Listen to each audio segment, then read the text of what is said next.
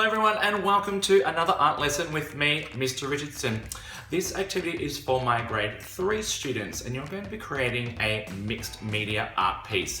So that means that you're going to be using multiple mediums to create your art piece. So not just a pencil and paper, but other things too.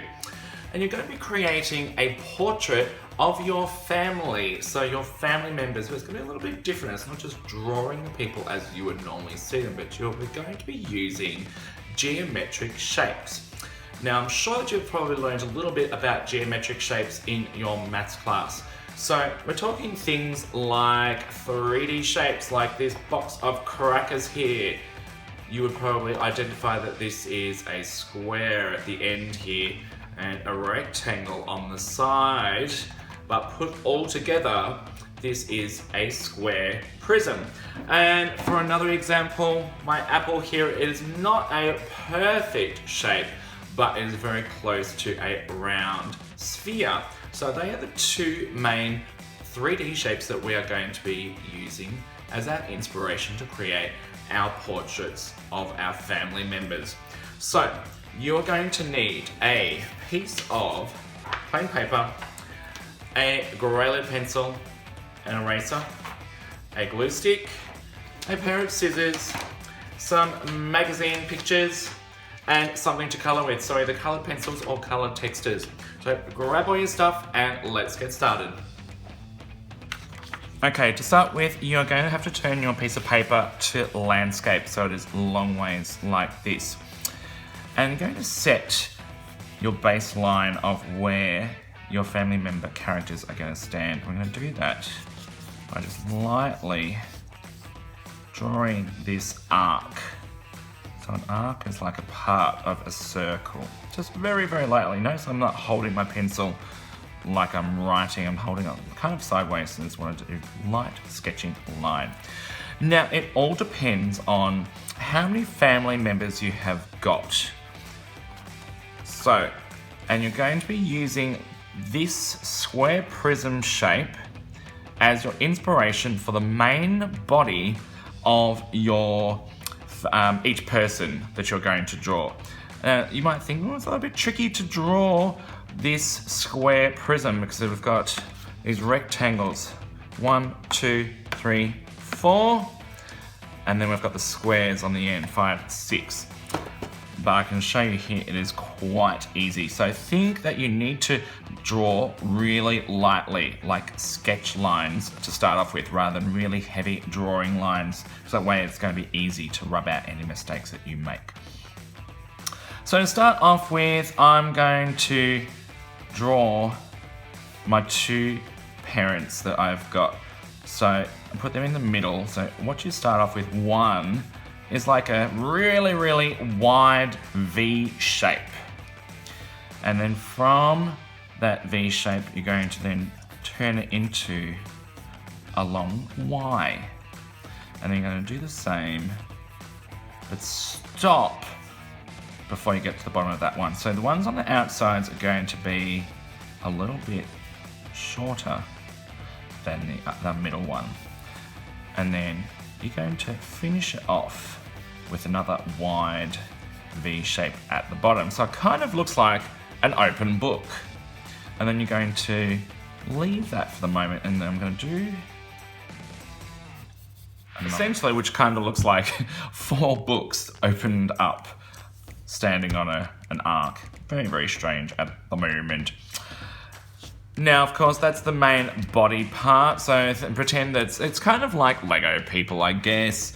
It's like square rectangle shapes, including the top half of the body, the legs, the feet, I suppose. We're going to do the head, which is our spherical shape. So a bit like my apple, it is round. So that's why I haven't put the top on the boxes yet, because I need to put the round shape for the head first, just very, very lightly. All right, now I did mention earlier that you are going to be using different mediums to complete this piece. So I have got myself a bunch of magazine pictures here. I try to pick out things with interesting colors and textures that I can cut out to make for clothes, which is going to be for these parts here. So for example, I want this blue part of this basket here. I'll give it a little bit of a trim. It makes it a lot easier to handle and to see things when I come to getting the right shape and sticking it down. So I'll show you a little trick. I like how this basket's got two different colours, so it kind of looks like a pants and a top. I'm going to use my pencil, and you can do this trick by sticking it up against a window and seeing the light shine through. It's kind of hard with magazine pictures, but I'm just going to kind of lift and check where the lines go, get a bit of a rough idea where that shape underneath goes. So kind of stops there and join it all up and give a bit of an idea that that is my parallelogram. So if you're not sure what a parallelogram, it looks like a rectangle where it has been pushed over to its side, so it's kind of leaning over. And the two sides that are going diagonal are parallel. That means that they're running in the same direction and they're never going to cross each other. And the same with these top and bottom ones as well. So I'm going to cut this out. So there is my shape. I think I've done a pretty good job of making sure that it matches that shape there. And if it doesn't, you can give it a little bit of a haircut and trim it up so it does fit. And I'm just going to glue it on so it sits in place and it sits on those grey lines that I put there. Okay, and I'm going to repeat the process for my other characters. So say that's my dad, so I'll do some magazine pictures, clothes for me, for my mum and my sister. So I'll get onto that and I'll see you in a second. So I've finished my cut and paste of the magazine pictures on one side of my square prism shape for the clothes. So I've just done two little bits there using the pick and trace method. So just give it a little bit of a trim, see how you go. And then the next part is you're going to be then focusing on the head. So you'll need some hair for each of these people here to kind of follow around this circle. So essentially you want to do it as turn it into a bit of a moon shape, currently facing the same way. I guess in a family portrait you don't want them to all be facing the same way, so you could then have two facing that way and two facing the other way so they're all facing the middle. That would make more sense, but up to you where you want them to face. So again, you're going to be doing the same with the magazine pictures using the peek and trace method. So for example, I've got this floorboard pattern here. You might be lucky to find in your magazine some a picture of a person. You can cut out that, the hair from that or hair from an animal. It's up to you, but easiest way is if you start with a smaller shape and pop it on top, and then I pick and see where the line runs, use my visual memory to look where the line goes, and then keep looking until I've got my line trace and I've got my moon shape, and then you're going to glue it into place. So you've got your moon shape here. You're going to do the same for all your family members there. Okay, so I've added the crescent shapes for everyone's hair. This one's cut a little bit shorter because my dad doesn't have any hair on top because he's balding, but that would make sense. So we've then got these other parts of the shapes here, which is where you can use your other media, which is your color pencils and color textures. So what I am going to do is I'm going to try and match up the the colours that I've got on my page here. It does not have to be perfect, but it sort of makes sense. Okay, so I've coloured, I've done the colourful boxes surrounding the other sides, and then I can fill the insides with my coloured pencils. Just lightly shading, I'm not pressing very hard at all. Now, if you want to be clever about the coloured pencil side of the clothes that your family portrait people are wearing, you can try and copy some of the patterns so it is symmetrical to the side. A little bit tricky, but you can give it a go. Do some of these stripes. Okay, so I've tried to copy the patterns that are on the magazine part with the colour pencil on the other side. So looking at line and pattern and the texture, so like the texture of this woven basket, I can see it's like little crosses that overlap. Okay, so I've done that bit.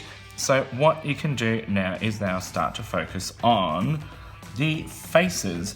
So you can lightly shade the face with like a pink colour, and then we'll add the face details.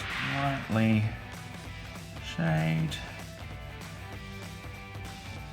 Pressing very lightly. So I want to still be able to draw the face features on. And I'm lucky that I have got a skin tone texture so I can outline it, but again, you don't have to do that. You can, if you've got your skin tone pencil, you can press harder around the edge, and that will give you a bold line. Okay, and then the last part is that you are going to add the face details. You can either use textures for this, or sharpened coloured pencils, so the nice pointy part, so you can do the fine details. Okay, and then the last thing you can do is just with your black pencil, I'm just gonna sort of shift that arc up. Oops.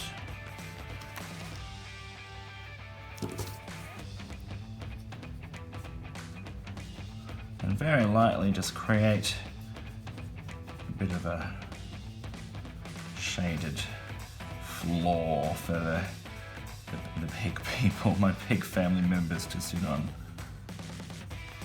or stand on.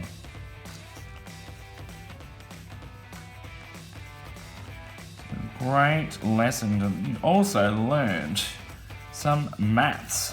There you go. Nothing wrong with integrating some of your skills from other subjects into your art class as well. And here is my family portrait with my mixed media of my family members looking like pig people. So I hope you understand some of those maths concepts that I taught you. Remember, with a lot of the stuff here, draw light until you get it right. Don't press hard, because then it's going to make it very hard to rub out any mistakes. Just loose, light lines to get the general shape of the circles, the V shape, the parallel lines, and then if you've got it right, go on to the next part, do your magazine bits, use the pick and draw method that I showed you, just get a rough shape. Remember, the smaller the magazine part pieces are, the easier it is, and rather than using a big sheet, it's very hard to sort of flip that over and pick and then draw. And then outlining with textures and doing your coloured pencil bits with the rest of the clothes as well.